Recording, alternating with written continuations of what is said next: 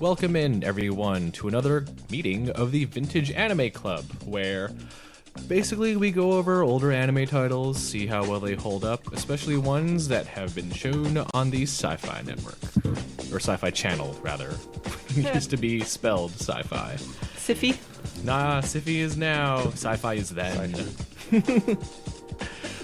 Bless you. I am one of your hosts, Dennis, and joining me today is we have Kate. Hello, I'm back. Kate, how are you doing? I'm good. Anything new anime-wise? I've been looking for a good new show to watch, and I just got a couple recommendations. I saw this one on Crunchyroll that I was like, I don't know anything about this title. So I looked up the description, and apparently it's about a bunch of like real-life mystery authors in a fictional world where they have superpowers and run a detective agency. Really? And solve mysteries. Yes. So I'm really curious about that now. What is that title called? It's called Bungo Stray Dogs. Okay. don't just leave listeners hanging. What is it? I must know. No, see, it's a mystery. You have to solve it, like with the clues that I've given. Just put it in a box. What's in the box? What's in the box? Very nice. Ed, Hello. you are also here with us. I'm back. I was like, wait, nope. Way to give a good intro there. Bungle that intro. Way to spoil. Who's talking? Spoilers. Ed, how have things been going with you? Good. I can't say anything is new on the anime front. Aww. Not even watching anything? Or Yeah, I'm watching anything? JoJo and I'm watching His Neighbor. Okay. Which I both mentioned last time. And Has Kisnaver gotten a little better? Because usually you want to give, a handful of episodes before judging harshly. yeah, I mean, I usually say I'll give anything 3 episodes to prove itself. And I'm still undecided on Okay. His Neighbor. So But it's I'll still keep interesting watching it. enough to stick with. Yes. Okay. Yeah, That's good. I've only seen 2 episodes of it so far, and it's this. The concept is interesting, and the characters so far are really boring. It's a strange combination. It's like this should be more interesting than it is. All right. Joining us online is Eve. Hello. Eve, you went to a convention, over the past weekend? Oh, kind of. It was, we're trying to do our own only events like they have Is in it like Japan. a fan meetup type thing, or is it just a specific series meetup type thing? Kinda. It's like a more official, not really officialized, but you go to a venue, you pay an entrance fee, and there's artists, there's raffles. Yeah, and it's all for a specific series. Okay. Yeah. It's kind of like what they do in Japan. They'll have like a meetup for fans of just one series. And it's all run by fans, right? Right. Yeah, Any- so it's sort of like a mini con, except it's only one. It's Yeah. only about one series. Are there any sponsors you're able to get from either the Japanese companies or the U.S. license holders? There's some talks going on right now.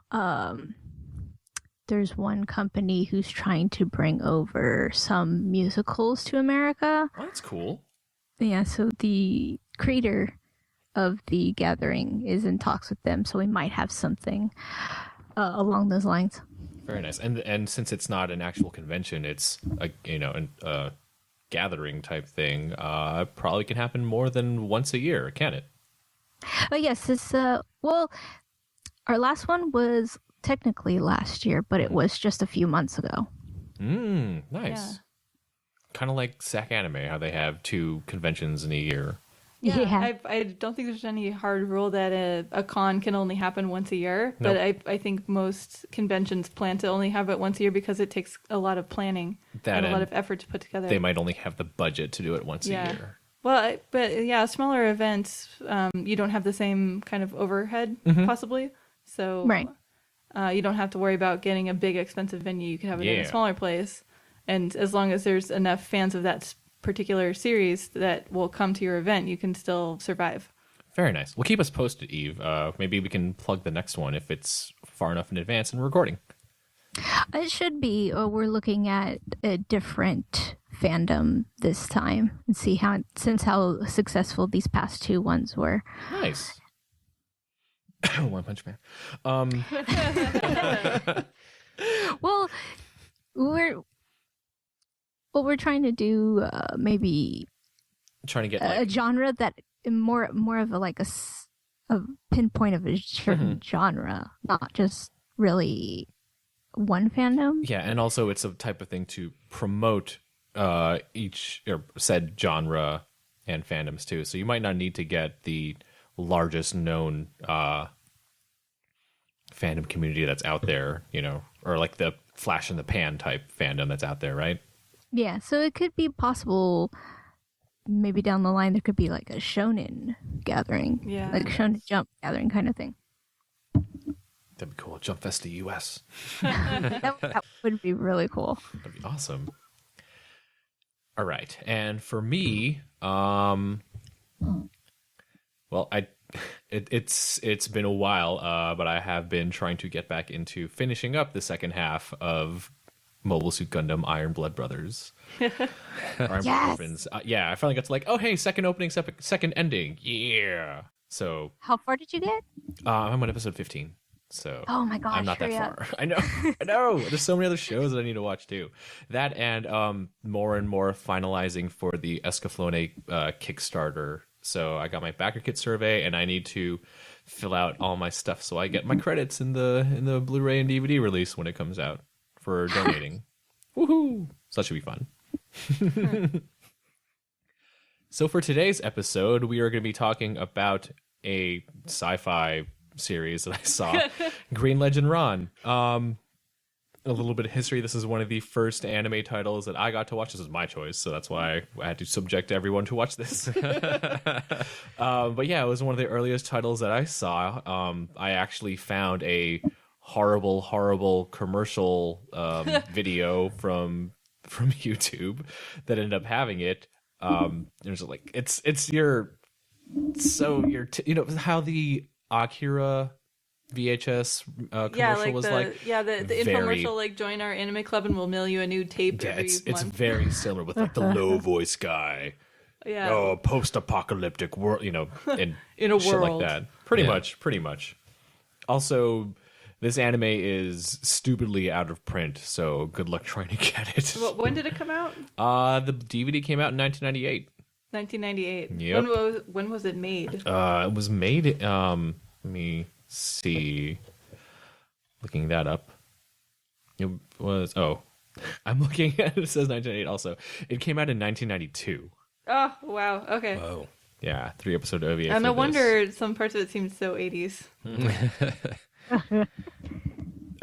Before we get into the discussion, I would first like to talk about the terribleness of the DVD cover art. Yeah, Eve, did you see the DVD cover?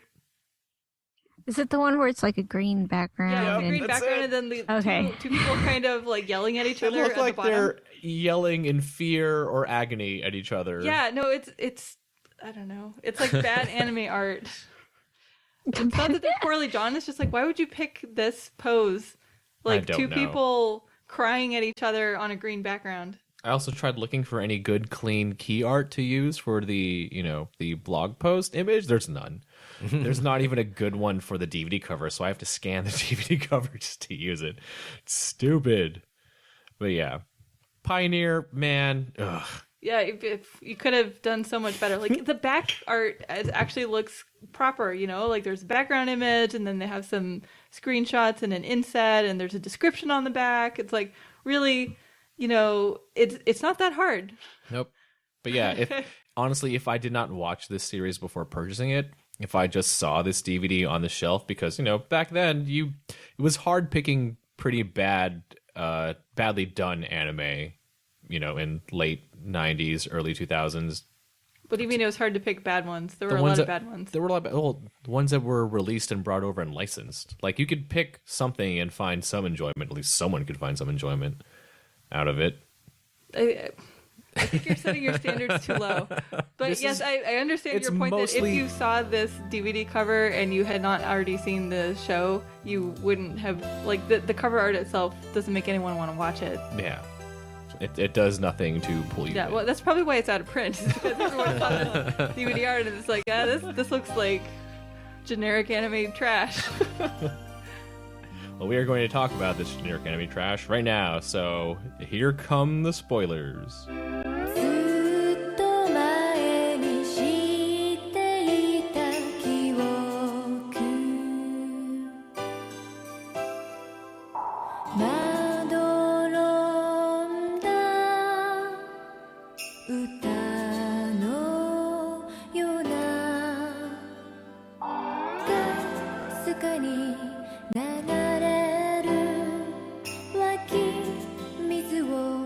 飲み干して空を見てごらんよ And the plot summary for Green Legend Ron off of, what are we using today? Anime News Network. Two youths fight for survival in this futuristic environment after alien objects have transformed Earth into a desert. The Rotoist cult controls the meager water supply, and their opposing group is the Hazard. A boy named Ron searches for the man who killed his mother, but his quest shifts when he tries to save the kidnapped silver-haired Ira. Okay, Anime News Network, hold on. Who killed his mother? Get your editor working on that. Jesus Christ. I was like, who killed his mother? Like, wait. You know, you're probably the first person to visit that page. I probably am. So if you know Maybe anyone, and they were out British, there, like, who killed his mother? who killed his mother? I also want to point out this is the second in a row of environmental disasters that we're That's watching. true. I don't know how that happened. That's true. I Yeah. mean, this isn't exactly Ferngully, but yeah. Going into it, you're like, Earth becomes a desert because of pollution and war. And aliens? Well, aliens, yeah. Pollution and war cause aliens to come in and be like, hold up, humans, stop doing that. We Yeah, but- like the nutrients. I don't know. It's strange that they emphasize that, oh yeah, aliens totally came and like are in control of everything now, because really you don't see hardly any aliens. There's really not much of an alien presence in this movie. Yeah, it's just Or OVA. it's like if you never got the pods in Independence Day and all you saw were just those, not even motherships, just the big ships that cause a destruction on Earth. Like that's all that those Rotoist ships, the green number things are. Oh, yeah. It's weird. You're right though. There aren't really aliens. They're just kind of deformed humans that are there. Yeah. Plant humans? Like the weird, Mutant well, humans. the cultists who worship the aliens, they all kind of look like David Bowie. Well, those are just Did you notice that, you? Kind of, but I think they look more like Don Quixote in One Piece. that's Yeah, true. it's like the weird goggles. But for me, it was mostly like, okay, they have blonde hair and purple lipstick, and then they have like purple eyeshadow in a shape on their eye, and that's like very Ziggy Stardust. I wonder if that's how Hisoka is based off of in Hunter x Hunter. Oh my god. You can see that now. Yeah, Green Legend Ron is a 3-episode OVA. Was that just 3 episodes? It was 3 episodes. They're okay. about like 40, 45 But minutes each it blends episode. together when you watch them all in a row. That's true. Speaking of watching them, the DVD just, there are no menus on the DVD. Yeah, Eve. it's so weird. Like, so it autoplays. Like, so you get like the Pioneer DVD animation thing, and then then it you just get goes the- straight into the movie. Yeah. And then after the movie ends, it goes straight into like this featurette with the director. Which is all of 5 minutes. Yeah, It's very short. yeah, And then it goes into a music video, which is just the ending credits without the credits scrolling. yeah. And I'm like, why didn't you put a menu on this? Like, what is up, Pioneer? Because it was 1998. They didn't know better. I'm think sure they knew DVDs better. in 1998 had menus. I had yeah, plenty for of sure they DVDs in '98 at a For sure Maybe. they did. or it's just so, Like they someone weren't got really probably going to lazy. make much money from it. Yeah, they're like, oh, we're not gonna. Well, maybe there was like, we don't have any key art. We have to stick some random image on the cover, so we don't have any key art that we can put on a menu. So we're just gonna play the movie. Like, pretend it's a VHS tape. Yeah, this took, OVAs take a while to come out. I think this was November 92 all the way to March 93. So technically could have been like 2 to 3 months per Yeah. episode getting released. Well, that seems about standard for an OVA. Like, Yeah. judging by how much work has to go into animating it, and especially because this was made back when they were still painting cells, I believe. Yeah, Yeah. it's more Was than this 2 the hours. same with Endless Waltz? With Endless Waltz. Well, when did Endless Waltz come out? Because Gundam Wing was like 95-ish, right? I want to say like Yeah. 96 to 97. Yeah, I it could be was wrong. like 96 because Okay, technically so it's this supposed was to be taken a technically- year after. Yeah, this was made earlier, but it came out in the U.S. probably around the same time. Yeah. It was made in '92. Yeah. Yeah. Well, yeah, I'm sure they had DVD menu technology in 1992 as well. I wonder if the Japanese DVDs have menus on them. That might be why they're more expensive. Maybe they're one episode a disc. Oh, yeah, that's true. Like the Well, typical in my Japanese. quest trying to look for a key cover, I saw that this was on either 2 or 3 laser discs Oh, wow. as well. Oh, boy. So Laserdisc. Don't I'm pretty Laserdisc- sure that's the original format. yeah. Yeah. The laserdisc art does look cool. I was like, why are there no high So there quality was scans? good art. So if they had good art for the Laserdisc, they could have just adapted it for the DVD. They did No, not. now I'm even more disappointed in Pioneer. Like here I thought they were, trying to make the best of out of a bad situation, but it turns out there was key art and they just didn't use it. But yeah, there were some issues with the DVDs. Yeah, no, it's the DVD art is dumb. Let's talk about yeah. let's talk about the story at least for episode 1. So we get introduced to Ron, who is kind of foolhardy.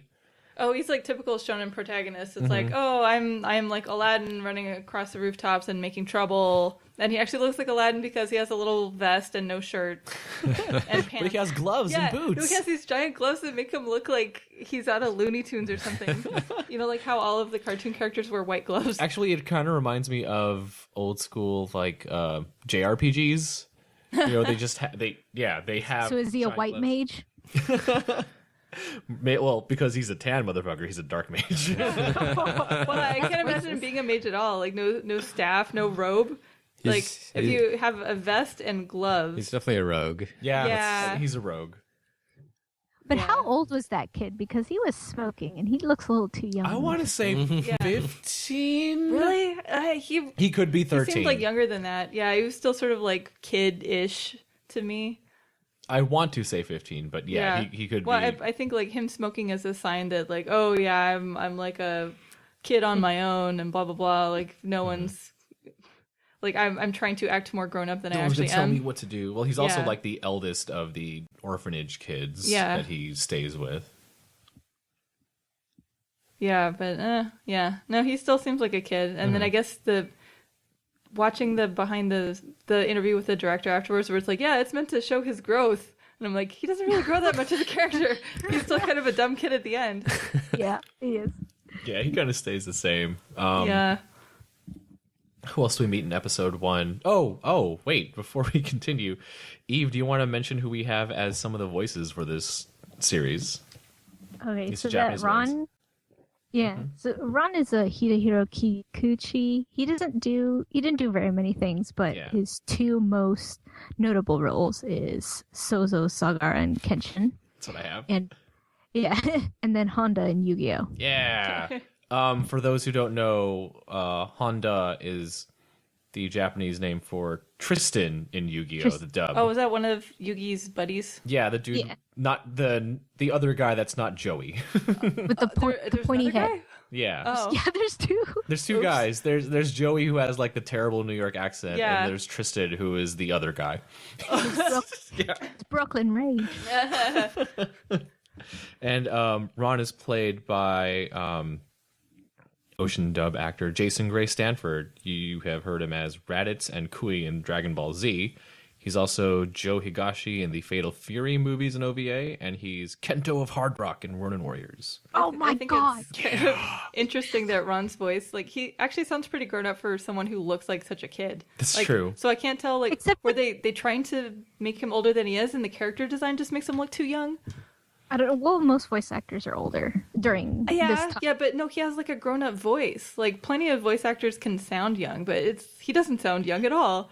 Kind of. I mean, when he screams, it sounds kind of kiddish. Yeah, that's true. I guess his regular talking voice is kind of like, no, you sound a little too grown up. Yeah, and in the series, it's a weird setting that we start off with because it's like post-apocalyptic wasteland, and then there's like some type of war kind of going on. Well, there's more like geoterrorists, I guess, with Hazard versus this religious nature cult in the Rotoists, and we kind of get we kind of jump into where they're going because after we get introduced to Ron, all of a sudden explosions. It's almost like a Michael Bay type thing. Like started off with a bang, literally explosions and gunfire everywhere, and Is this the future? Kind of. Oh yeah, well they're definitely using guns with bullets, which I Yes, thought they was are. interesting because you get like the bullet sounds and you get the ricocheting, and yeah, it's like, well, what kind of future is this? So aliens came, they didn't bring cool new weapons. Yeah, right. Unless you count plant-based weapons, but did it really get used all that often? Yeah, yeah. No, we do meet our first freedom fighter in Yeah, Chimin. it sort of seems to be like poor people versus the rich religious people. Like that's the those are the two sides. Yeah, we get Chimin, who has a terrible mustache design. It's pretty bad. It actually reminds me of more like a character out of Akira or something, with like the haircut and facial hair, and also the facial structure. And Chimin Eve, who is Chimin played by? That's Koichi Yamadera, who's like the most golden of the golden actors. He's basically everything. Pick a he's series. everybody. Pick a series. Pick a series that you know and love. He's probably in it as something. As the main character, most likely. Yeah, like the mid 2000s and older. Yeah. All right. Around the room, Eve, go ahead and pick like a couple noteworthy roles that you'd like him in. Sorata in the X 1999 movie, Nice. Gojo and Sayuki, and Sukeroku in the most recent Rakugo. Wow. Kate, But he's Spike Spiegel in Cowboy Bebop. what else did you discover? Blam. What else did you discover in that fucking blew your mind? He was in Pokemon. He's like Who isn't in Pokemon? Mewtwo in Pokemon. No. What are you trying to signal to me over there? Kingdom Hearts. Oh Cough. yeah. Oh yeah. Jesus. Sorry.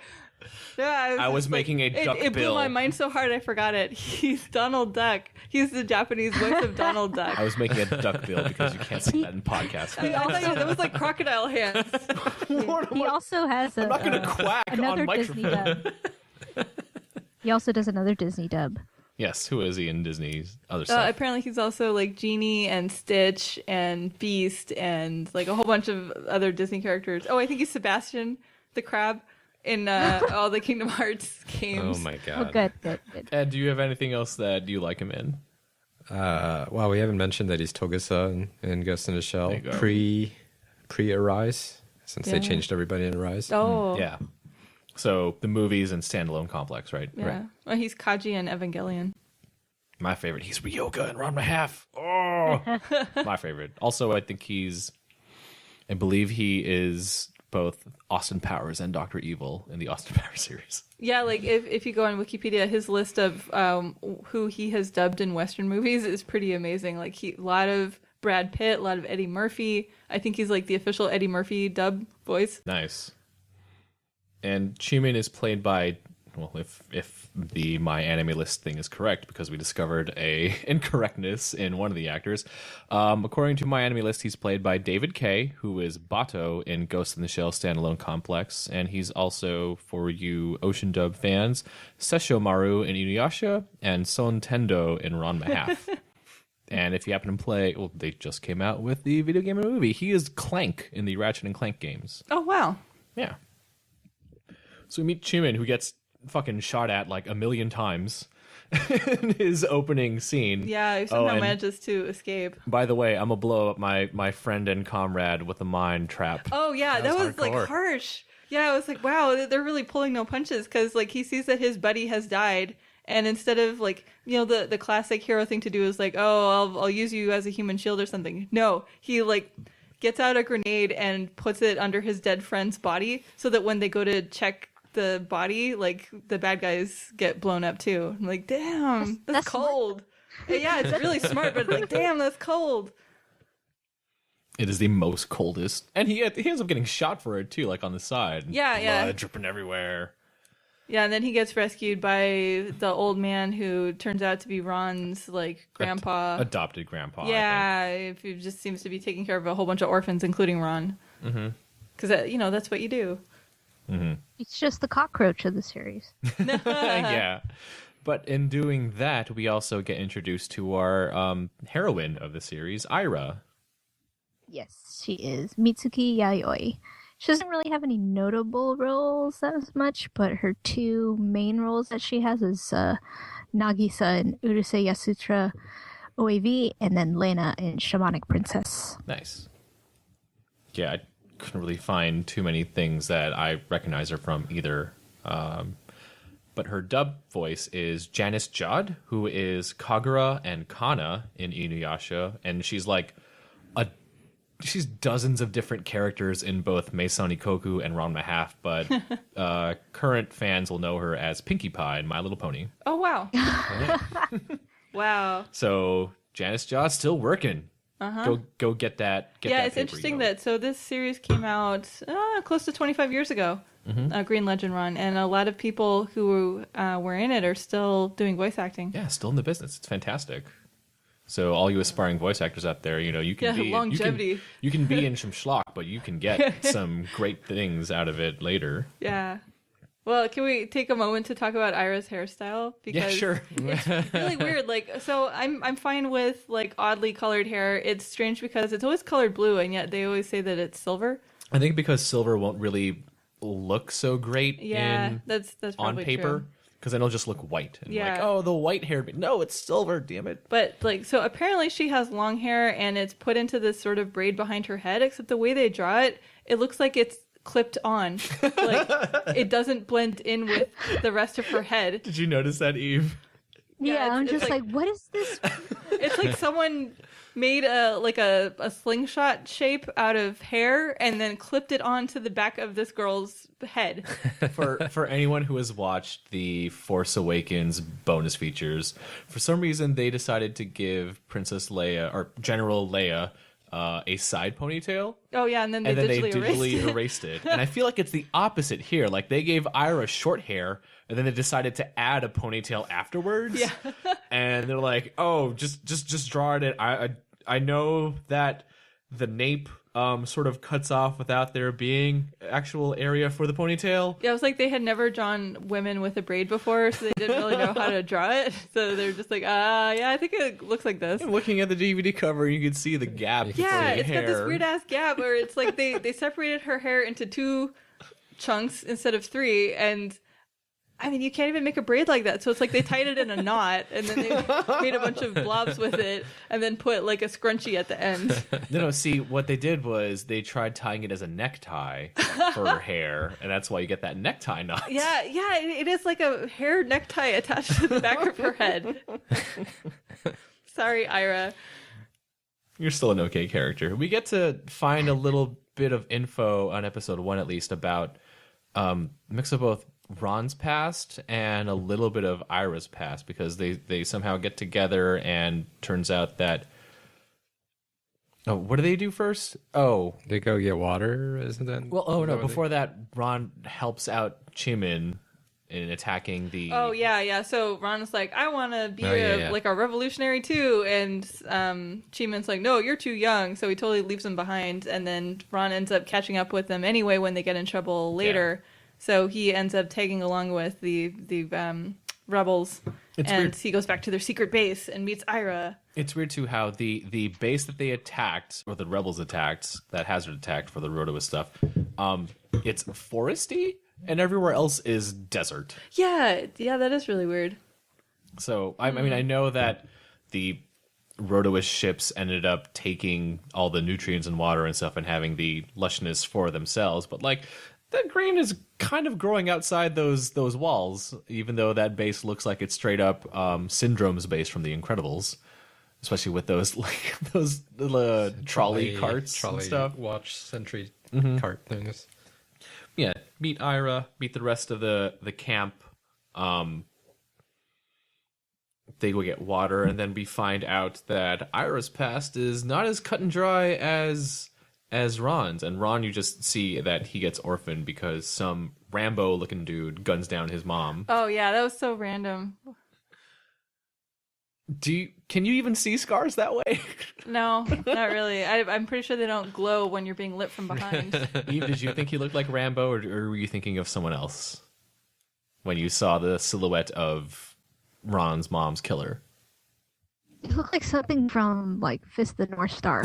Yeah. Oh, I could totally see that. And It's like, actually, show with his, me the man with you the can see scars on his chest. yeah, with the haircut, it's especially when you see him later on, it's like, it's kind of Ivan Drago-ish. Yeah, I didn't really get Rambo right off the bat. Yeah, I think it was because of the gun that I got Rambo. Yeah. And the muscles, the bulging muscles. Yeah. Are we still talking about? Can we talk about the plot on that dude? Yeah. Sure, go Let's for talk it. about the plot. Okay, I'm still kind of confused and maybe a little peeved that that dude had no remorse whatsoever about Right. shooting Ron's mom, and this other guy who's supposed to be his rival or some shit just is not mad at him at all either. I'm like, Well, what? do you think he What? knew? Maybe, and he got over it or something. But I'm like, there's no like Yeah, explanation. that's This doesn't really make sense. that's an unresolved like plot end. I feel like he might have left before that happened. Yeah, I can see him not knowing about that happening, but still, like, it's kind of weird. could've And been it's more like the guy upset. doesn't have any remorse at like shooting at like through a civilian to get to the bad guys. Like, He just sort of walks over, sees a dead body, and silently is like, my bad. Back to killing. Yeah. And yeah, when Ron confronts him, he's just like, "Want to fight?" And then that's it. He Big doesn't whoop, even wanna do fight like about the it. Yeah, it's like it could have been Yeah. much more of a showdown. I feel like there are some missed opportunities in the plot because, like, so Ron grew up in a super deserty area where even like his grandmother's grandmother was the last one to know what rain felt like. And then suddenly he's, helping the hazard rebels like invade a green area that's got forests and shit. Like, has he ever seen a forest? Does he know what that's about? Like, that seems like that might kind of weird him out. I never knew there was this much green in the world. Yeah, exactly. It's the opposite of Waterworld. Yeah. Yeah, it's funny how they say, oh, we have to cross the sea, and it's just sand. But I'm assuming that's where the ocean used to be, and just kept those names. So they could have been like, I don't know, what seas around Adriatic Sea. I don't know too many sea names. So, What? Like, Sea of does it Japan. have to be a sea? It can't be an ocean? well, they said we have to cross the sea. Well, Yeah. Umi Yeah, is just okay. Umi you is could- also ocean. Could be ocean then. Well, sea of sand. Yeah, and it's the sinking sand. Maybe that's why they call it that. that's true. Yeah, there's like some heavy duty quicksand that you see. Although I think it's interesting how like the part where Ron steals like a badass hovercraft and then it starts malfunctioning and it's still hovering while it is turned sideways. In the start of episode 2. Like, so it's like hovering in midair and he's like, come on, you damn thing, work. And it's still hovering, but sideways. It's like, how do you even stabilize that? Oh, It's Back to the Future technology. That's true. That's true. Before we mention that, we should go over one plot thing. Prior to what Kate mentioned, Ira gets taken by the leader of the rebels, who turns out to be Scardude. Because, yeah, she gets taken. They need information from her, and Ron is trying to catch up with the train that they're on. Pulls his shirt off somehow, Because and that's yells, what you do when "It's you fall. him!" with all the explosions happening behind him, and that is totally Michael Bay right there. But yeah, That was really awkward. that was super awkward. I was like, Especially in the dub, it was really awkward because yeah. the way. Oh yeah, Him especially yelling especially in the dub when Ron yells it. I don't know if it's the direction that he was given, but when he starts off yelling, it sounds good, and then it just like tapers off into like an awkward yell as if he forgot a line. I was like, The yeah. mouth is still open. Oh yeah. And, yeah. Well, even in Japanese, there are some weird things where like people are talking and there are no mouth flaps happening. Well, part of it, I think you're supposed to be like, oh, he's thinking, but yeah. No, some of it is like not thinking. Some of that, yes, that is true. Tales of older And it's like, this is an OVAs. OVA. They're supposed to have more of a budget than like a weekly TV show would. What is the excuse here? Especially if it's a few months in between, like Unicorn. Yeah. Yeah. Well, after Ron's thing malfunctions, he gets Yeah, rescued. he sort of gets rescued by like a water ship. I don't know where they get the food from, but like food and water is written on the side of their ship, but you really think they only see them just with water. Scavenge things around. Yeah, that would also be an interesting plot point. Like, where did they get the water from? Where did they get the food from? Well, there are all They these showed wells the- that are going. That They are show them springing up. extracting the water. Yeah. Yeah. But the food is like, where did they get that? yeah, What if they that's have true. plants on top? Yeah. And the characters are red. Like, was it like stones reading, right? Wasn't it the characters for the food, the boxes? Oh yeah, yeah. Edible rocks. It's like, hey, Yeah, edible stones for rocks. eating. Wow.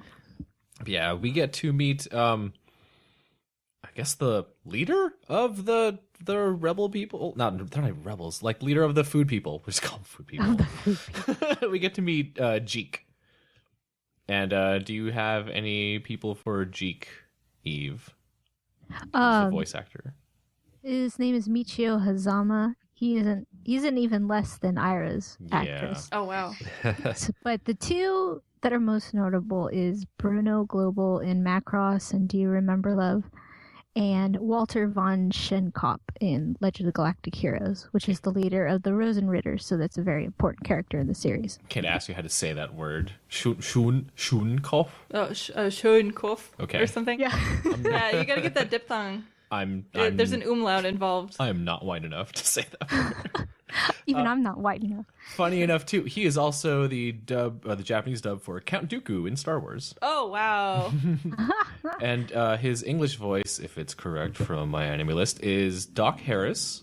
And he is the narrator for all the Dragon Ball Z stuff for the Ocean dub. And he is Genki in Monster Rancher. He is also in not a lot of things. Mm-hmm. But I feel like they do a serviceable job for Jeek in this series. Maybe he's a commercial actor since you did all the narration. Yeah. We get to meet his ragtag team and an actual... Yeah, actually, his ragtag team is kind of cool. I like them. Yeah. Like, they actually have personalities. Mm-hmm. They have strange names, though, like Beta. Like when he said Beta... Oh yeah, it yeah, was like weird. the ship Driver is named Beta.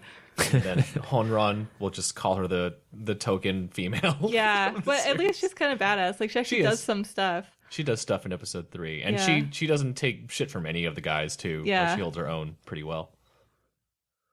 There's a guy the engineer guy. I don't remember his name. I don't remember. Yeah, who's the like short guy who goes with Ron some places? Because Yeah.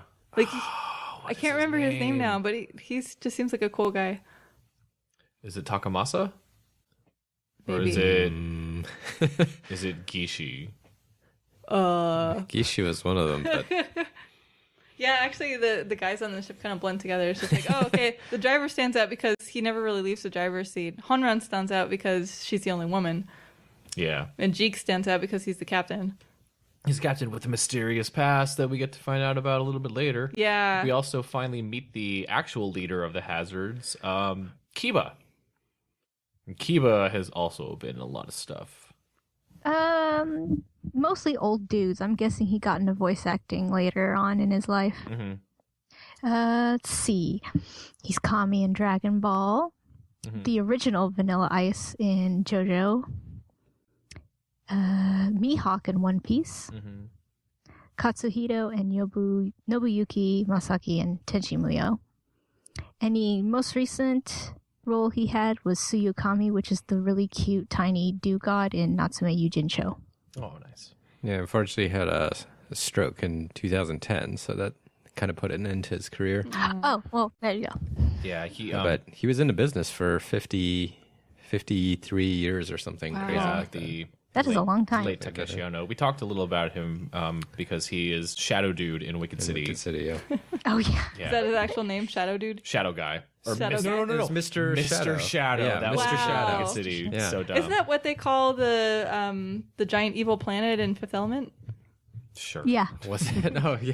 Yeah, it's like, oh, you said not to Not let that anyone Mr. call unless it was Mr. Shadow, and it's Mr. Shadow. Okay. Should we hashtag not that Mr. Shadow? Yeah, yeah.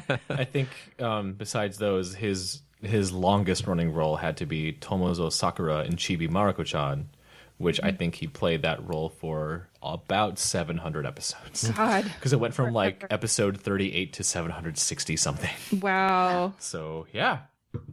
Kiba is voiced by Paul Dobson, who has been in a ton of things. Eve, What is one of your favorites that he's been in? Anubis and Ronin Warrior. Hell yeah, Quake with Fear! he's also Happosai in Ranma Half, Naraku and Myoga in Inuyasha, and she's not here. Diana will... I don't know if Diana likes him or not, but he's Fulkin in Escaflowne. So. I never heard his. I don't think I ever noticed his Anubis voice as Fulkin, or did he like? It's a lot more subdued. Like Fulkin doesn't yell; he's more calm. So. Well, when you're trying to be Joji Nakata. Oh yeah. Yeah. He's still working. He's still big in the business. So yeah, that's pretty much all our primary characters that we're going to talk about voice actors for. So let's go through more in the plot and plot holes in Green Legend Ron. So we got started talking about episode 2 when Ira was captured, and yeah, well, Ira, like, it's kind of weird. Like, she gets kidnapped onto this ship. Like, it's not like she's captured by the bad guys. Like, No, she's with the Hazard camp, and then a bunch of Hazard guys take her onto a Hazard ship. She just doesn't want to go. yeah, they need her for questioning. Yeah, which is weird.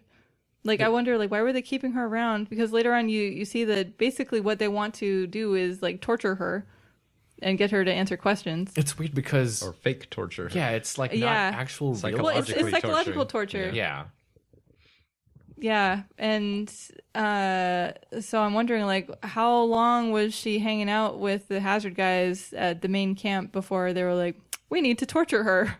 but like, I can't remember the name of the other guy that they had on the Hazard ship. The other silver-haired male person with Yeah, all it the was like scars and stuff. Lulo or something, I think. It's a Rure. Rure. Oh, Rure. And Yeah. they spelled his name 2 different ways in the subtitle. So we're both right. I missed that. I think that's like pronunciation between the R's and the L's. Yeah. Yeah. But, you know, if the person doing the subs should have taken note of that, like, pick one. He just didn't have his style sheet updated at the time. It must have closed while he was typing it out. And like, Nah. oh, what was it again? Reference. Oh, And I guess no one QC'd that. Nope. Though I do have to say his voice actor is that's probably one of his very early, maybe first roles. It's Namikawa Daisuke. What? oh. What? Yeah. For the uninitiated, what is Namikawa Daisuke being in? He's in everything. He's Raito. He's Raito in Devil Summer. He's the main character, Persona 4. Shiro and Kei. Like everything. Very nice. Very nice. Yeah, we find out more about the leader of the Rotoist plan, the Holy Mother. Well, sort of. We find out what she kind of wants. And what the plan for the Hazard people actually end up becoming. Well, at least after they get attacked by all the Rotoists. Yeah, so like the Hazard ship with Ira on it is traveling towards one of the Towards one of the greens. I think Yeah. they're going to Green 3 first, and then they want Yeah. to go to Green 5 where the Holy Mother is based. okay, yeah, and then they get attacked along the way by the Rotoists, And who are the meet up, bad guys. And they meet up with Jeek's crew. Yeah. Oh yeah. Well, basically, Jeek's ship pulls up alongside the Hazard ship, like right before they get attacked. So, Ron and one of the crew members are trying to look for Ira on the ship, and then the ship starts getting attacked, and then they're like, "Oh crap! Maybe we should get out of here." I will say Jeek's crew does a really good job of not killing any of the Hazard people. Yeah. You do see like people get shot in the shoulder and Yeah, whatnot. because like episode 1, you're like, oh, Hazard are good guys, and then end of episode 1, like maybe they're not all good guys. And episode 2, you're like, well, I know the Rotoists are not good guys, but the Rotoists and Hazard people are fighting each other, and Jeek's crew is like they're kind of also fighting, but not really attacking anybody outright. Yeah. Well, they're hunting for Ira, so they're not there to actually kill anybody. Yeah, snatch and grab. Yeah. Snatch and grab. And then, let's see. They don't stop Yeah, her they from don't. getting They abducted. fail to They fail to Unfortunately. rescue Yeah, Ira. they have to leave because like everything's going to shit. Totally outgunned. Yeah. Yeah, so they leave without Ira. That's kind of where episode 2 ends, right? Yeah, I think so. Like, they pretty much have to head to Green 5, and everybody's Yeah. going to meet in Green 5. Yeah, 'Cause so that's it's like where- rematch at Green 5. The Rotoists are taking Ira. Yeah, well, so it's strange. Like they have this Archbishop So when we actually see Green 5, there's this archbishop of the Rhodoist religion who turns out to be this like giant guy. Sickly fellow. Yeah. So I'm like, is he human? Is he alien? Like ostensibly he's human because we don't really see many aliens. And he's also head of the religion. Although technically he should be like a pope or something instead of an archbishop. Right. Yeah. Because like really, if you have an archbishop and then you have bishops that are under him, like, I mean, I don't think it works that way. Like normally bishops are in charge of like a certain area, and then archbishops are in charge of a larger, different area. Yeah. So they're like colleagues. Well, we know that the bishops were all from each of the greens. That's why Yeah. there were 5 bishops. And Yeah, the I thought archbishop, I guess, oversees all of the them? bishops visiting from the other greens. They were all really interesting because they each had one aspect of them that was gigantic. Like one guy had gigantic arms, and then a different guy had gigantic legs. He works and then out. one guy had a does a gigantic surgery day. head. He reads a lot. And I guess like the archbishop is in charge because all of him is gigantic. He's proportionately big. Yeah. And they have weird greens. No, like a bluish tint skin color. Yeah. And apparently all the archbishops like looking at topless ladies because they're served by these like belly dancer like women. Yeah, so all the I time. guess like if you want to, you could be like a priestess or something. Sure, we'll call them priestess. That would Yeah. be weird calling them nuns, that's for sure. Yeah, like a naked belly dancing nun. Catholic school would be much different if those were the nuns. Well, when I saw that, all I could think of was Game of Thrones. It helps that we're we're in the middle of Game of Thrones season right now. Yeah. So. Yeah. So I don't know. It's weird. So the bishops and the bishops want to see Ira, except they want to torture her as well. Well, they want to pretty prove much. that she's not who she says. Oh yeah, they're like basically. They don't. no, She didn't even say Yeah, she's she anybody. doesn't even think she's the silver-haired maiden that they're looking for, which just gets sprung up out of nowhere. It's Yeah, like, they're you like, are "Oh." the silver-haired maiden that we need. Yeah, except maybe you're not. So we're gonna like poke at you to prove that you're not the silver-haired maiden that we need. Until suddenly you do turn into the one that we need. It wasn't enough like incentive for her to just suddenly turn like that. Yeah. It's like threats of body injury are like, okay, enough, stop. Yeah, I don't know. The whole thing is kind of uncomfortable. Like, I mean, I think it gets along the plot in the way that it's supposed to, but it's like, no, you could write it better. It's like, how do you start out with like, oh, yes, here's the silver-haired maiden we've been waiting for. But wait, no, you're not really the silver-haired maiden that we've been waiting for. Hey everyone, this guy's a phony. Could be. He's a big bad phony. I mean, that's why that one bishop had braids of other silver, quote-unquote, silver-haired maidens' hairs, because they turned out to be fakes. So I guess they just want to be extra Although, cautious. like, since if that other silver-haired guy on the ship, what was it? Rure? Yeah, sorry. Like, so was he a silver-haired boy? Like, what? Can guys be maidens? They could be virgins. Oh, So, like, there seem to be several silver-haired people in the world. Yeah. Are they all That's the thing that related I to never understood the because Holy Mothers? they said that some of the silver-haired maidens escaped, and is Rure a real silver-haired maiden, or is he like an anomaly Yeah. or something? Like the one guy, you know, Yeah, there's he's like something that they don't really go into. he's like Ganondorf, the one male born into the entire tribe of female warriors every like century or something like that. Oh, is that Ganondorf's history? That's Ganondorf's history. Oh, wow.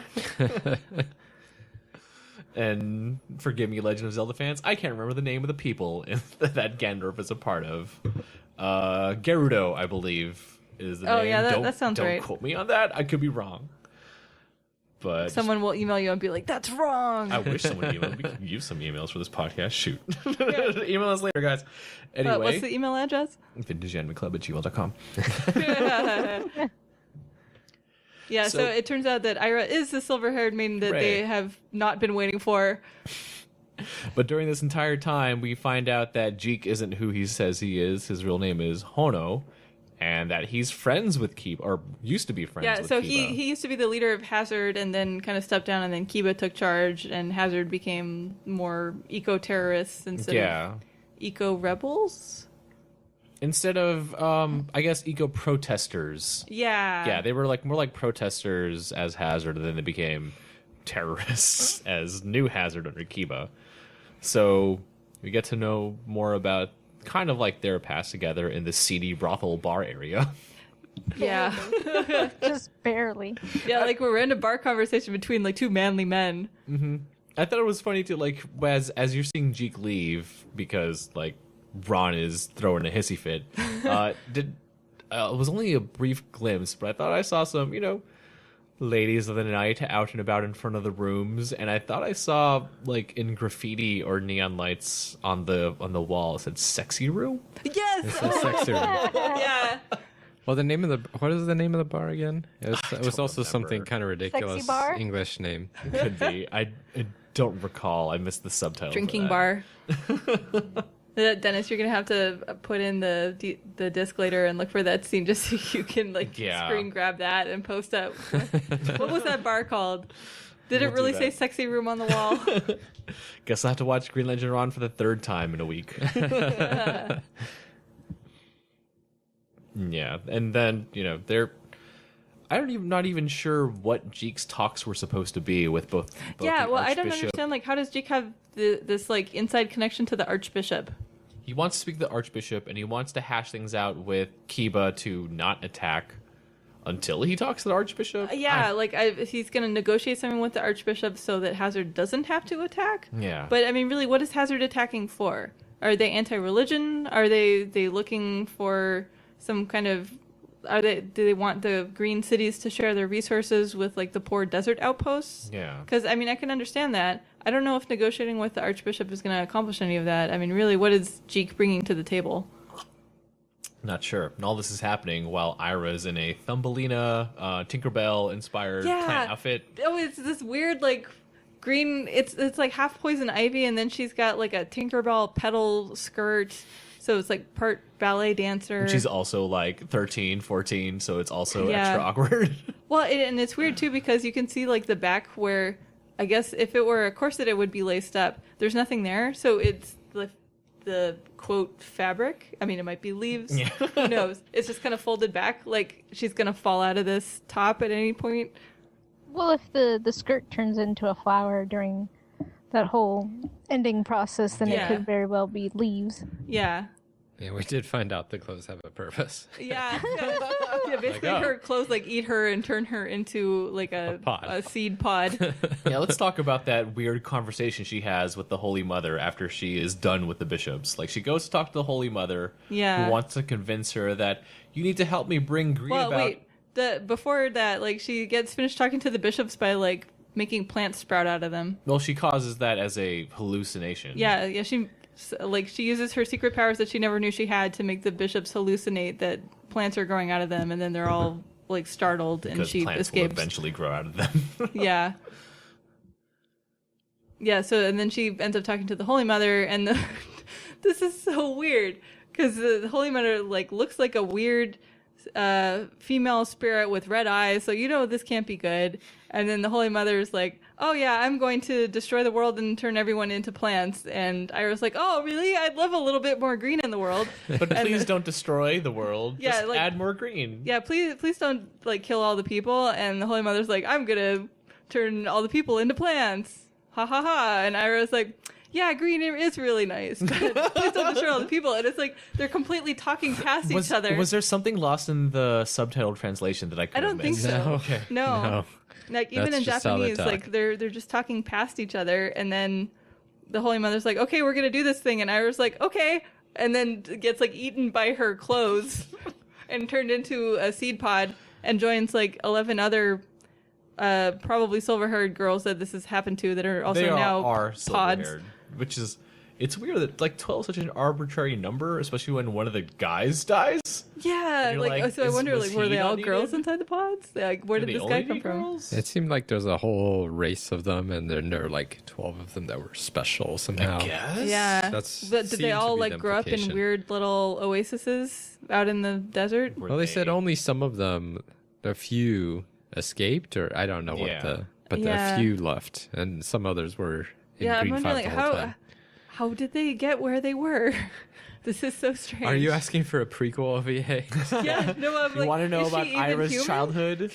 Kate's gonna write the original writers and be like, I want some more Green Luncheon Run. Well, I'm mostly like, how do you create this world and then not really give any justification for the things that you have set up? Look for more fan fiction of Green Legend Ron by Kate. I don't even know what the answers to this would be because I find the whole thing relatively frustrating. Find it in your It's like, no, this was poorly written. You know, it's like if you're going to make an argument for this kind of thing, you have to base it on something. Where's your basis? Like there's no foundation for the various ways they take the characters in the plot. Well, we get one fight scene, at least, kind of. Well, no, we get a few fight scenes though. They're all relatively short. Because while all that's happening to Ira, Hazard, we get the return of Chimin and Laszlo. But Oh yeah, by the way, like Chimin, who was such a badass in like the first part of episode 1, like disappears until this Episode two, point. yeah. And then it's like, oh, Chimin's back. Well, I guess it turns out he's not a main character, despite being voiced by Koichi Yamadera. Yeah, he was the father figure role for Ron in Except episode not 1. really. And then that gets replaced by Jeek, who becomes a father figure role in episode 2. And lo and behold, Jeek is the father in episode 3. Yeah, it's like, oh, Jake, who you just thought was like the kindly ship captain who rescued Ron out in the desert. No, it turns out he's secretly Ron's dad, except, Not been He around. never finds out. yeah, like Ron never finds that out. Jake never really Especially- tells Well, him. Does Jake yeah. even know? They never outright say it, but you get the nuances in how they interact. Well, Jeek, I think, realizes that he is Yeah. the kid. He's Oh the yeah, dad. but he just never bothers to tell him. And Ron doesn't realize it up until at least the very end when he asks Jeek, if my father were here, what would I do? Oh, yeah, and then I they're think we like- got to get to that fight Oh, first. okay, The okay. stupid fight that doesn't make, well, it does make sense, but it doesn't get any resolution whatsoever. That pisses me off. It's like, Oh, yeah, it was definitely implied, but it's like, no. yeah. It's like, all right, Ron's finally going to avenge his mother, except no.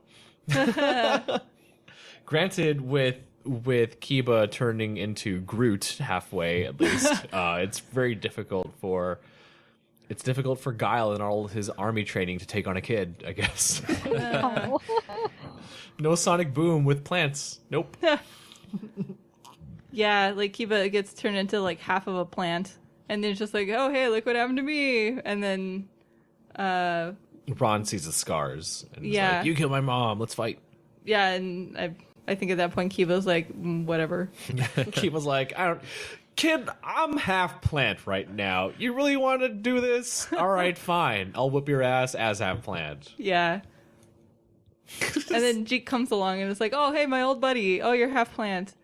And no mention of the fact that, oh, you possibly killed my wife and orphaned my child, who I had also abandoned. Well, they make mention of it because Kiba's like, so now you know what are you going to do about it? And it's like, well, that's in the past. It's like, come on, Jeek. yeah, it's like, that's real? some cold shit. It's like, you have your son, like, right there.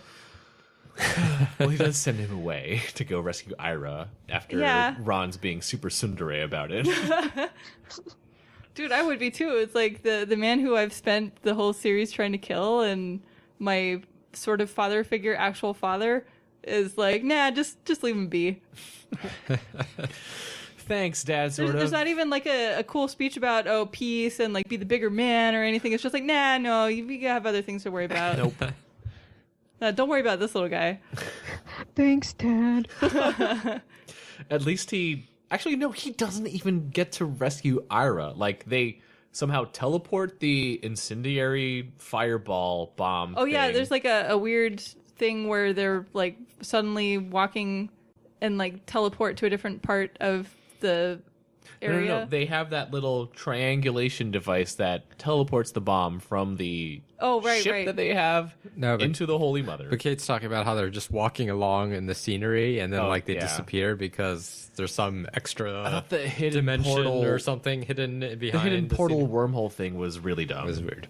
Yeah, it was weird. It's like, where did this come from? How do they Oh, yeah, that even really know how to wasn't get explained anywhere? either. Yeah. Nope. It really makes no sense. And it makes no sense how Jeek sticks... Yeah, at the end, like, Tags. he sticks a bunch of, like, breadcrumb signs, like Hansel and Gretel shit. So it's like, go this way. And I was like, how did he figure that out? Except, what are they sticking on? Because it's just air. Oh yeah, sticking in It's the air. floating in air. It's very Alice in Wonderland. That's true. It's Space Mystery Land. I mean, come on. Yeah. Give it a pass. It's Space Mystery. Well, I'm sure Yeah. it's like this is some kind of like pocket dimension inside the Holy Mother or guess. whatever. I mean- don't know. And then, bomb blows up. All the maidens fall to the ground, and only Ira gets rescued because we don't know any of the other 11. Yeah. Ron's like, screw those guys. Yeah. They all kind of look the same. All silver-haired people look the same in Green Legend Ronverse. Wow. Yeah, that is awkward. Silver-haired The old lives dude matter. Silver-haired lives matter. Plant lives matter. Yeah, but he managed to rescue Ira. They run thanks to Jeek's signs and go into this weird dandelion seed pod that shoots them all Oh out. yeah. Like so earlier on, they while he's still on Jeek's ship and Jeek's ship is intact, like they see a bunch of like giant dandelion spores, I guess, like flying right. across the sky, and they're like, "What's that? I don't know what that is. How interesting!" And then they find the place where they're all getting shot out of, and then it's like there's an escape pod in the bottom of it, so they get into an escape pod and get shot out. And float on, and then here comes the water. So when watching this, to me, I thought it was weird because it reminded me so much. I don't know when it happened, but it reminded me so much of Total Recall.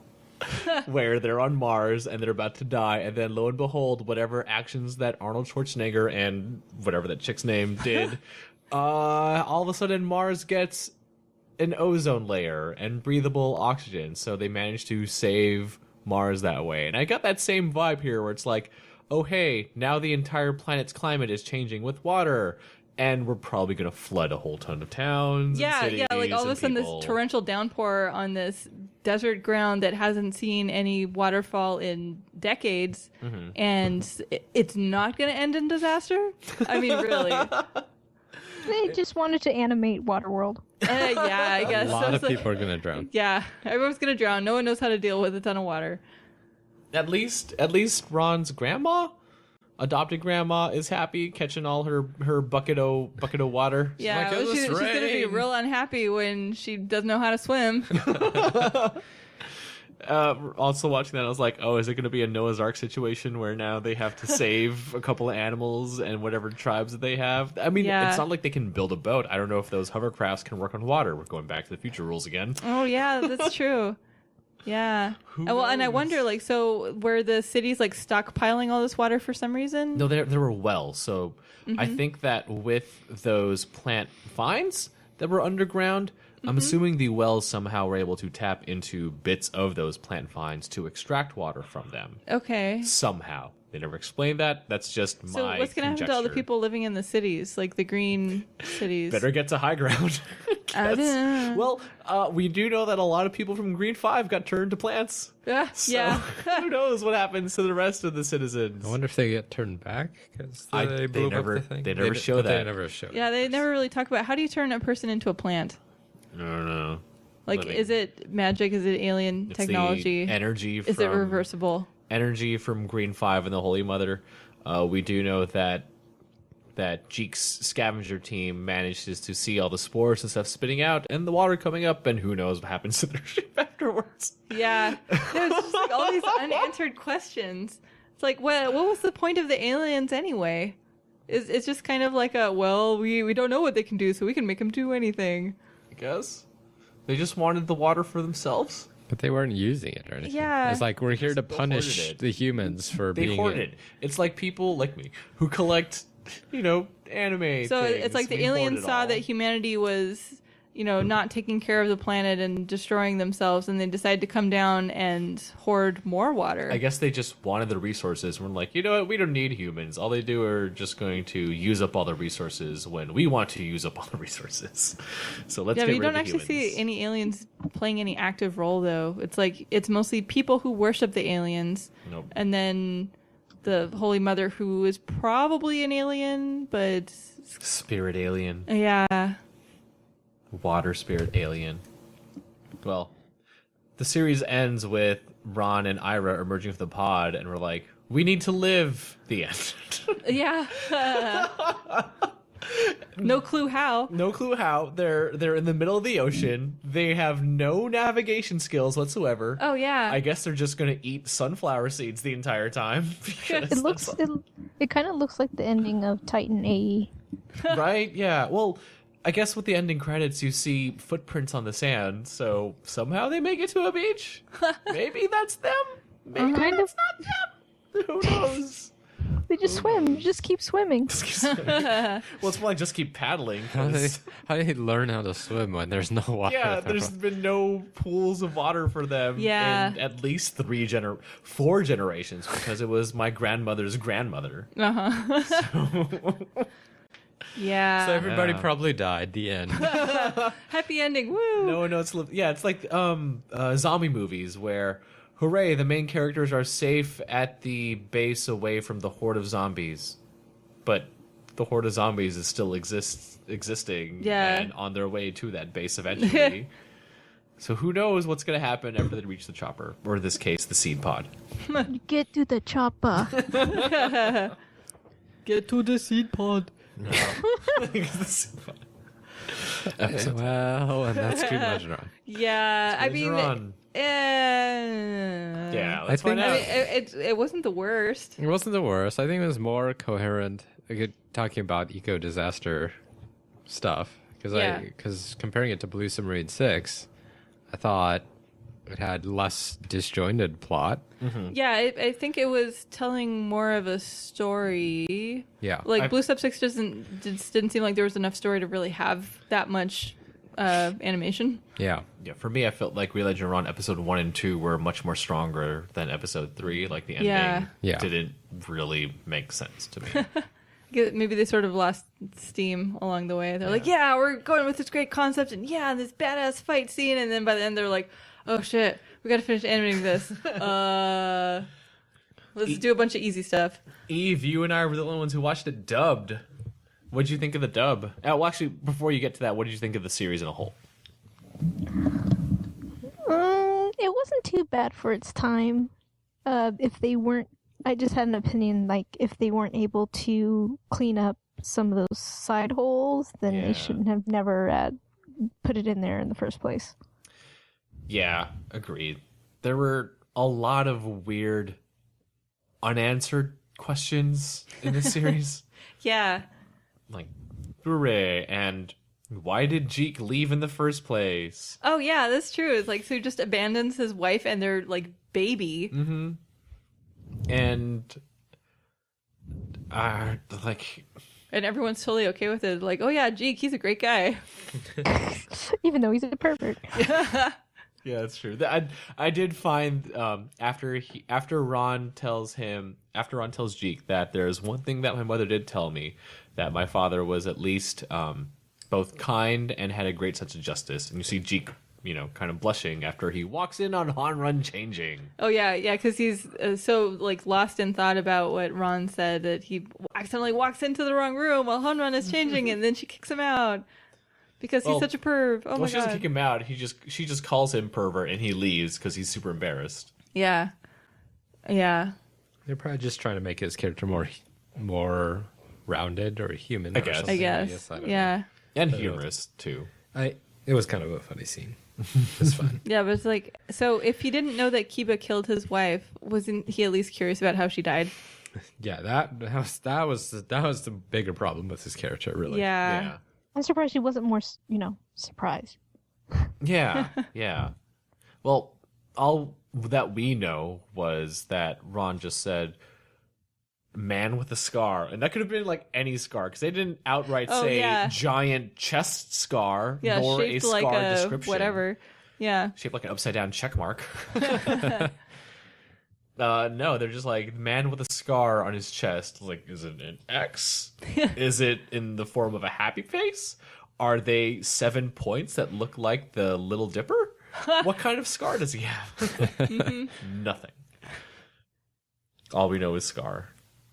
Yeah, I guess in this world where there's like a bunch of freedom fighters who are getting blown up by religious zealots, like no one else has a scar. No one gets injured in Yeah. Green Legend Ronverse except for Jimin. Poor Jimin.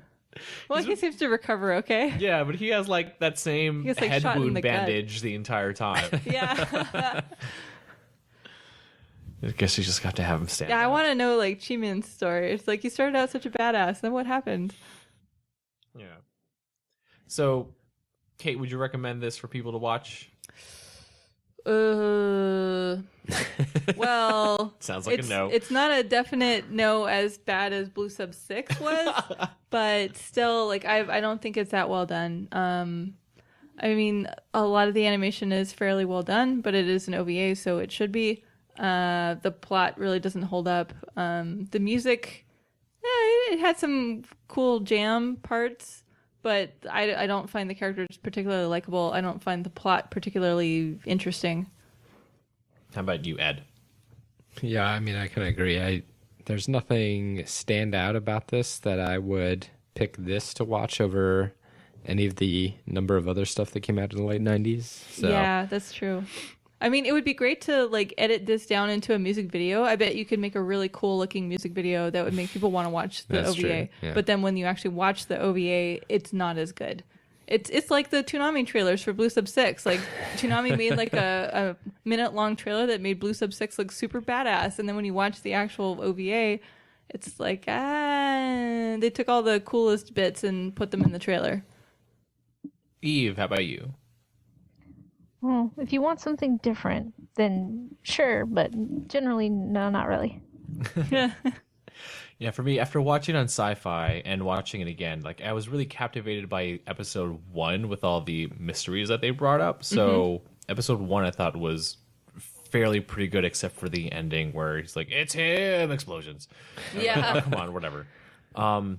Because I wanted to know more about, like, they did a good job of setting up the world, even though they don't set up the aliens, but I was hoping that they would flesh those out in episodes 2 and 3, because obviously you watch Yeah, it's one, sort you're of a like, missed "Ooh, opportunity. Like wanna know episode more." 1 has so much action, and they could have really gone further into like backstory for the action to really set the scene, and they didn't at all. And episode 2 has even more action, and it does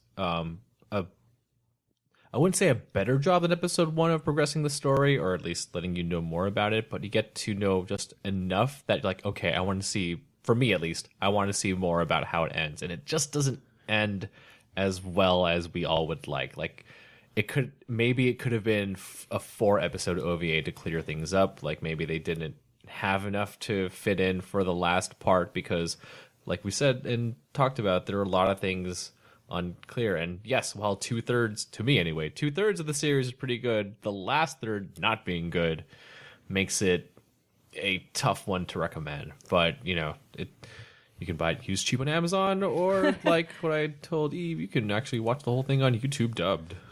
Yeah. And the dub itself is actually fairly, I thought it holds up still pretty well. Oh, Like- that's a good sign. Yeah, like I like the dub one. Like watching it in English again, I'm like, oh yeah, it's still, the actors all still do a pretty good job. Yes, there is still some of the issues, especially being an ocean dub, of some monotone performances from side characters, but the main characters themselves do a pretty good job. Yeah, and if you watch it on DVD, you can get like that little 5-minute blurb from the director, which is really, I don't know. And then like the music video version of the It's just theme the song. credits again. It's funny too. So it's Eve, like a did, creditless. Did you sit through theme the song. credits, Eve? Yeah, because I thought there There'd be would more? be more. 'Cause I think there was like a little in between. Yeah, no, somewhere. it was weird how they injected that the scene where Ron and Ira are leaving the water the The place little where they spot. the little seapot Yeah. place where they're leaving, and they have that conversation with each other. It's weird how they add that to the credits, which I don't think it's part of the song, but it is both the credits and the music video at the end. Yeah, So that it's- was really it's strange. fairly awkward. Yeah, it's just kind of a strange choice. And then the interview with the director, like it was sort of interesting just because I do like seeing interviews with the actual anime creators. Like I would take that any day over having like a textless opening video or whatever. But the stuff that he was saying, I didn't really see it reflected in the show. Like he talks about how they were really trying to express Ron's growth and, you know, him maturing into a more of an adult. Yeah, and but- you don't really see that happening. Like he starts out episode 1 being like, I want to fight with the rebels against the Rotoists, and then he meets Ira and he's like, I want to get with this girl who I have a crush on. And then by the end of it, it's like, okay, well, he still wanted to like fight the Rotoists Just with not Hazard. Just not. Well, really maybe not with Hazard? Kiba, Yeah. but the other guys were fine. And then he still wants to save Ira, and he also meets his dad along the way. And it doesn't really change him at all as a character. No, it doesn't. He doesn't really grow. Yeah. Ira also becomes Ira less doesn't grow at cool. all. She becomes less cool, unfortunately, at the end, where it's like, oh, I want to help make the world green. Let's not kill humans. Yeah, and then like totally ignores what the Earth Mother is saying about, I'm going to turn all the people into plants. Ha ha ha. And Ira's like, I just want to help people. I think trees are great. Maybe silver-haired people are dumb in this world. Who knows? Well, I'm still on the fence. Like, are silver-haired people human? Because you really, like, so Good if she has the question. ability Never really go to, into that, yeah. turn into some kind of flower thing that's going to help turn people into plants, like, I don't think you can be a normal human and do that. Like, That's true. if she is a normal human but has silver hair, like, okay, clearly that entails some kind of special ability for the Earth or for the Holy Mother. They could be part human, part alien, But plant how? hybrids. Oh man, we're getting into Wicked City territory all over again. Oh boy. And then later on, there'll be like a delegation from the alien world to meet with the human world. For peace times. Yeah. Yeah. All right. I think that about wraps up our discussion for Green Legend Ron. Thank you guys for indulging me in this. I wanted to revisit it, and yeah, unfortunately, it doesn't hold up as. So watching it again, what were your memories of it before you watched it again? Mainly the first 2 episodes. Uh-huh. Like a lot of the action for the first 2 episodes, and the third one being where he rescues her. Mm-hmm. Because while it was very, very dumb in execution, I thought them running through the portal wormholes back then was like, oh, that's kind of cool. It's almost like they're in a maze, and except it's cheating because you don't know where the maze walls are. Yeah. So none of that is helping. Oh, and we didn't even discuss why Jeek has a great sense of direction somehow. Oh yeah. It's like Ron has a great sense of direction, and so does Jeek. Ron has a terrible sense of direction, but it took him a while to get to wherever Ira was in the first place. Yeah. I don't know. It definitely silly. seems like one of those things where if you remember it years later, you might be like, oh yeah, I remember this cool scene, and then you actually watch it and you're like, yeah, that was a cool scene, but the rest of it, There are a lot of cool scenes in this, but yeah, there's it's unfortunately a weak ending that derails pretty Yeah. good first 2 so maybe episodes. like of the game. watch the first episode, watch the first 2 episodes, and then make up your own ending. All right, guys, submit your Green Legend fan fiction. Eve, Yes. where can people find you on the onlines? Eve_IL on Twitter, and then Evil, Eveil on Facebook. Oh yeah. Do you have anything coming up? Any other convention plans or things that you're working on? Because Mostly private things, like we're gonna have a cosplay tea party on very nice. a Saturday coming up, and then just post reports and data compilation on the event from this past weekend, Saniwa Summit, which was very cool. Yeah, it's our gathering based on the Token Rambu Mobage game. Nice. Kate, where can people find you? I'm on Twitter at Taiko-chan. And what do you have coming up? Well, I'm not going to Fanime, but I am going to AX and Comic-Con. All right. Ed, where can people find you? I still have the super long Twitter handle, Ipen no Kuinashi. Maybe we'll just put a link on the website or something. There's I a know. link on the episode. One of these Okay. days, I will remember to change it before we record. Submit your name change requests to Yeah, if you have Accepting suggestions. ideas. And I don't really have anything coming up either. I guess. Oh, Yeah. you'll probably be at AX, right? Yeah, no, I'm AX and Comic-Con. Oh, yes, your And- first Comic-Con. Well, second. Oh, yes, first, that's right. first one, with the one, badge. yeah, first. Yeah, Comic-Con well, with the now badge. you're doing the full deal, Right. the full meal deal. I mean, July is a very busy month because there's that and AX and the Baby Metal concert, so Oh, it's shit. going to be very full. You can find me at itchnob on Twitter. And for the podcast, oh, well, I guess for stuff that I'm doing, I just celebrated my birthday. Hooray. Woo! Happy birthday. Happy birthday. I'm all of 22. No, I'm not. Much older than that, guys. You're 15, like all shonen protagonists, right? I have the voice of a 15-year-old. No. Yeah, working on cosplay stuff. We'll see if I can get to be an official ACP cosplayer for one of the events for Anime Expo. And other than that, just working on maybe 2 AX costumes and maybe 2 Comic-Con costumes. We'll see. Who knows how it will go, but we'll find out. For the podcast, let's see. You can go to our website, or our blog technically, at vintageanimeclub.libsyn.com. That's where we post all our episodes. We are also on iTunes, Stitcher, and Google, or Play Music, excuse me, which is Google's Android's thing. Oh, and we're also on Blueberry, which is just another podcast aggregate. Please go ahead and rate and review those, but just rate them. And instead of reviewing, you don't need to talk about the show itself. I would rather you guys instead, because like no one reads the reviews except me.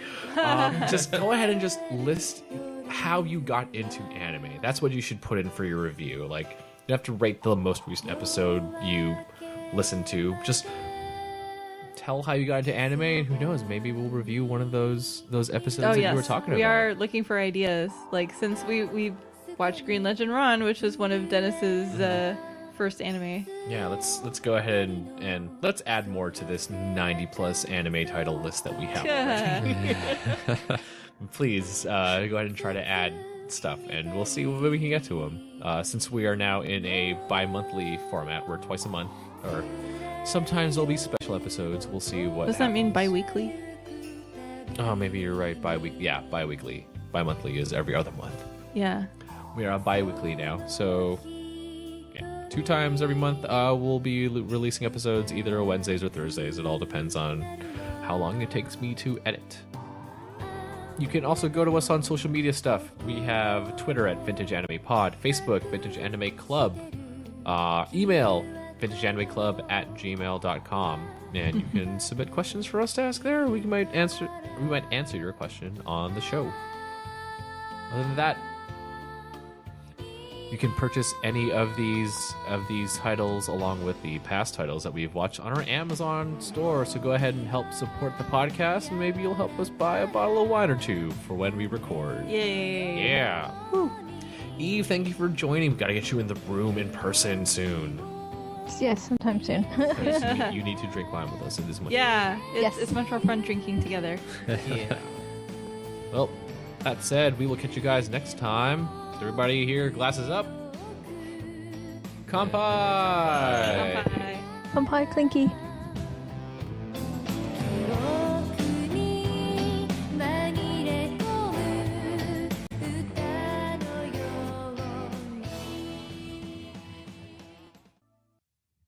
This episode was brought to you by Rainstorm, Oregon Pinot Gris. Get it, Rainstorm. Yeah. Rainstorm. In honor of Green Legend Run. Get it. This is a 2014, and it's crafted predominantly from Willamette Valley grapes. Our Pinot Gris reflects the elegance and complexity of Oregon. This unoaked wine is dry and perfectly balanced with aromas of white peach and flavors of fresh pear and green apple. Pairs beautifully with Pacific Northwest favorites like spring salad with goat cheese and scallops with pesto and hazelnuts. That's what that flavor is. Pear and apple. I can actually tell that. No, yeah, this was pretty good. I liked this one a lot. Also, Diana's not here, so we're totally going with white wine. Yeah. Yeah, she's like red wine elitist. But this is pretty good. Yeah.